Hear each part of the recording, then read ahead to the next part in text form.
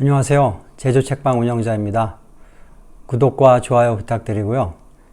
오늘은 다빈치의 비밀 노트라는 책을 소개하겠습니다. 레오나르도 다빈치에 대한 이야기인데요. 레오나르도 다빈치가 삶을 살면서 남겼던 그의 기록들을 토대로 해서 그가 얼마나 치열하게 삶을 살았었는지에 대해서 이야기하고 있는 그런 책입니다. 레오나르도 다빈치의 그림에 대해서 우리가 잘 알고 있는 거 있는데요. 바로 모나리자 그리고 최후의 만찬, 이 두 작품이 굉장히 유명한데요. 그리고 레오나르도 다빈치가 남긴 작품이 굉장히 많은데 우리가 알고 있는 작품은 20점에서 30점에 불과하다고 합니다. 그리고 이 20점에서 30점이 레오나르도 다빈치의 작품으로 사람들에게 전시되고 있는 대부분이라고 합니다. 그런데 실제로 다빈치가 만든 그 그림은 6천여 점에 달한다고 하고 그 6천여 점이 지금도 남아있다고 합니다. 그는 결혼도 하지 않았고 하루 20시간을 거의 연구하고 스케치하고 작업하는 일에 몰두했다고 하는데요. 그 당시에는 어떤 기록을 남길 수 있는 저장 매체가 발달하지 않았기 때문에 그림으로 남기거나 글로 쓰는 방법밖에 없었는데요. 마치 지금의 인스타그램이나 페이스북을 하는 것처럼 다빈치는 비밀 노트를 만들어서 거기에 스케치도 하고 자기의 여러 가지 구상들을 글로 적기도 하고 이러한 일을 했다고 합니다. 다빈치의 노트가 다빈치의 페이스북이고 인스타그램이었던 셈인데요. 이렇게 해서 그가 남긴 작품이 6천여 점이나 되는데요. 실제로 그가 만든 작품은 이거보다 훨씬 더 많았다고 합니다. 지금 남아있는 작품이 그것밖에 되지 않는 그런 상태인데요. 실제로 그는 그의 노트에 보면 6천여 점의 노트 속에 전쟁 무기에 대한 스케치도 굉장히 많이 있다고 합니다. 그 비밀 노트에 보면 여러 가지 스케치 장면들이 나오는데 거기에 우주선 모양의 장갑차, 탱크 같은 것들도 있고 사방에 총을 발사할 수 있는 그러한 무기 시스템, 그런 것도 설계가 되어 있습니다. 그리고 잠수함 같은 형태의 기계도 스케치에 들어가 있고요. 그리고 공학 기술에 대한 스케치도 굉장히 많이 있습니다. 도르래에 관한 설계도도 들어가 있고 다양한 건물에 대한 설계도도 그의 스케치에 포함되어 있습니다. 그리고 실제로 그는 현악기인 리라를 만들어서 직접 연주하는 음악가이기도 했다고 하는데요. 다양한 분야에서 끊임없이 연구하고 활동하고 그러한 그의 기록들을 통해서 알 수가 있습니다. 그리고 특히 그가 많이 연구했던 것이 비행에 관한 것이었는데요. 새 날개에 대해서 굉장히 많은 스케치가 발견되었습니다. 그리고 비행에 관한 여러 가지 장치들을 설계해서 설계도에 남겨놓았는데요. 행글라이더 비슷한 것들을 설계하기도 했고 프로펠러를 돌려서 헬리콥터와 같이 뜰 수 있는 장치를 설계하기도 했습니다. 물론 그 장치로 실제로 날 수는 없었지만 그의 비행에 대한 다양한 관심사들을 그의 스케치를 통해서 알 수 있습니다. 그리고 그가 많이 투자한 분야는 또 해부학인데요. 인체 해부학에 관련 스케치가 1500점에 달한다고 합니다. 유명한 그의 스케치 중에 하나가 인체 황금 비율을 표시한 그림인데요. 인체가 굉장히 팔이나 다리나 머리나 여러 가지 그 것들이 황금 비율을 통해서 아름답게 보인다는 것입니다.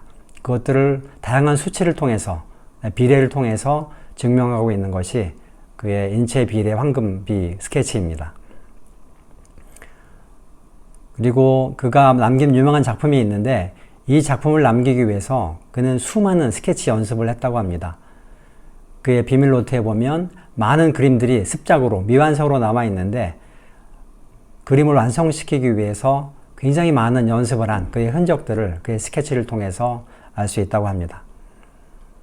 그는 37년간 100권이 넘는 기록물을 남겼다고 전해지는데요. 지금은 휴대폰으로 다 찍어서 남길 수 있지만 그 당시에는 그런 것이 없었기 때문에 모두 스케치를, 노트를 통해서 남겨놓았습니다. 그리고 레오나르도 다빈치는 자연 관찰에 굉장히 관심이 많았습니다. 아까 인체에 대한 스케치도 1500장을 남겼다고 했는데 새라든가 여러 가지 자연현상을 관찰해서 거기에서 설계에 대한 힌트를 얻었습니다. 그것들이 자신의 연구에 다양한 발명품을 만드는 계기가 되었고 그런 관찰을 통해서 과학적 원리들, 비행의 원리들, 기계의 원리들을 터득해서 그의 설계에 반영을 했습니다. 현재까지 이렇게 레오나르도 다빈치가 6,000점의 작품을 남기고 있는데 그것이 오늘까지 전해질 수 있었던 이유는 레오나르도를 흠모했던 폼페오 레오니라는 조각가가 있었는데 이 조각가가 그의 작품들을 코덱스 아틀란티쿠스라는 책으로 만들어서 보존할 수 있도록 했다고 합니다. 그의 노력 덕분에 우리는 현재 6,000여 점에 달하는 레오나르도 다빈치의 스케치를 확인하고 볼 수 있고 후대에게 물려줄 수 있는 귀중한 유산으로 남아있는 그런 것입니다. 한 조각가의 열정이 우리에게 커다란 유산을 남겨준 셈인데요. 그리고 흔히 그를 천재라고 이해하고 있는데 사실은 그의 모든 스케치들을 보면 이게 이제까지는 존재하지 않았던 새로운 발명품보다는 과거의 것들을 모방해서 이를 개선하려고 하는 그런 작품이 훨씬 더 많았다고 합니다. 그걸 천재라고 하기보다는 끊임없는 관찰과 노력을 통해서 새로운 것들을 만들어내는 그러한 노력의 산물이었다고 얘기하고 있습니다. 천재로서 만들어진 것이 아니라 하루 24시간 끊임없이 관찰하고 노력하는 그런 것들을 통해서 만들어진 그런 천재라는 것이죠. 사람은 그런 것 같습니다. 살면서 많은 모습을 만들고 갖고 가야 하는데 이게 단기간에 이루어지는 것 같지 않습니다. 많은 시간 책을 읽고 공부하고 사색하고 이런 단계에서 조금씩 사람이 만들어지는 것 같습니다. 레오나르도 다빈치는 37년의 그런 노력을 통해서 많은 작품을 남겼고 인류사의 위대한 스승으로 남아 있습니다. 그가 이렇게 남을 수 있었던 것은 그의 노력 덕분인 것 같습니다. 우리 인생도 이러한 노력이 필요한 것 같습니다. 더 아름다운 사람이 되기 위한 노력, 그리고 세상에서 더 필요한 존재가 되기 위한 노력, 이러한 노력이 끊임없이 이루어져야 한다고 생각하는데요. 요즘 우리나라를 보면 예전에는 굉장히 존경할 만한 스승들이 굉장히 많이 있었는데 요즘에는 존경할 만한 그런 사람들이 보이지 않는 것 같습니다. 정치판에도 정치는 사람들을 위해서 일하는 곳입니다. 그러면 사람들을 위해서 일하는 것이기 때문에 아름다운 사람이 많아야 되고 사람을 존중하고 사람을 보살피고 사람을 위해서 살려는 그러한 마음이 가득한 사람이 많아야 된다고 생각하는데 요즘 정치판은 자기들만 위하고 자기의 이익만을 위하고 자기의 당파만을 위해서 일하는 사람들만 가득한 것 같습니다. 존경스러운, 흠모할 만한 그러한 사람은 없는 것 같은데 굉장히 안타까운 현실이고요. 정치에도 이런 사람들이 좀 많아져서 우리가 정치 뉴스를 볼 때마다 행복하고 기분 좋은 그런 것을 느낄 수 있는 때가 있으면 좋겠습니다. 이거는 정치판의 문제만이 아니라 회사에서도 그렇고 우리 삶에서도 똑같은 것 같습니다. 가정에서도 마찬가지이고 우리가 좋은 상사가 되고 좋은 리더가 되고 좋은 부모가 되기 위해서는 끊임없이 노력이 필요한 것 같습니다. 우리 자신에 대해서 생각하는 시간들이 필요한 것 같고 우리가 좀 더 나은 사람이 되고 좋은 리더가 되고 좋은 부모가 되기 위해서 끊임없이 노력하는 일이 필요한 것 같습니다.